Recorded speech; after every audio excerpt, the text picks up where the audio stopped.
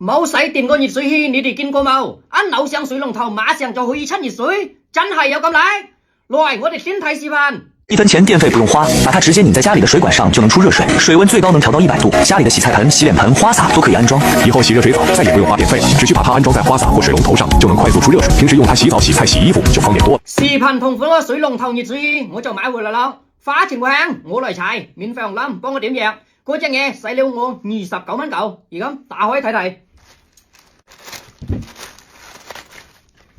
嗱，一打開就有一個盒仔裝到。裏頭仲有兩隻膠鉗，一把細螺絲刀，33度，而咁就有度數啦，有冇靚咯？而家我哋水龍頭試試啦，啱啱我揾齊我球所有個水龍頭都未有一隻係啱接個，跟住呢我揾到隻熱水器，一接落去啱合適啊！而家我哋試試呢係咪可以出熱水？而家我開個係嗰邊係冷水。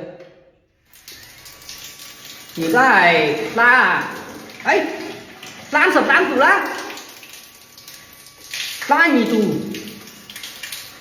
做咩溫度越嚟越低個？嗰啲水又唔熱啊，嗰啲水又都唔熱呢，又變成31度咯，係咩情況啊？聽咩講？一開就變熱水啦，而家仲係飲水呢？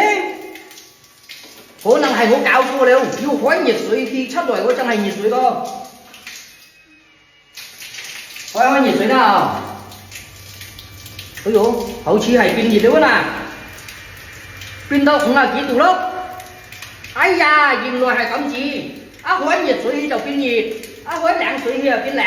啊，要吸落熱水器先得個，就當嗰隻打運試嗰支電筒，有光嘅時候就會亮，冇有光嘅時候絕對冇會亮。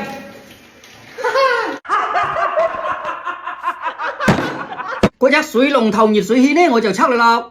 其實佢根本都唔係咩熱水器啊，就係一隻溫度計嚟個。佢個有屏幕啲顯示數字啊，就係講飲水落去嘅時候，佢就降落嚟啊。溫度一高，佢就升上去。嗱，你睇嗱，36度。佢後背呢係裝咗2粒電池個，嗰2粒電池呢就係為了嗰盞燈仔亮顯示度數個啊，根本都唔係咩熱水器啊。嗰隻商家妥妥嘅虛假宣傳。同咁樣嘅產品，我必須舉報到你落架為止。下一期你哋仲想睇我測咩？打評論區，我喐喂！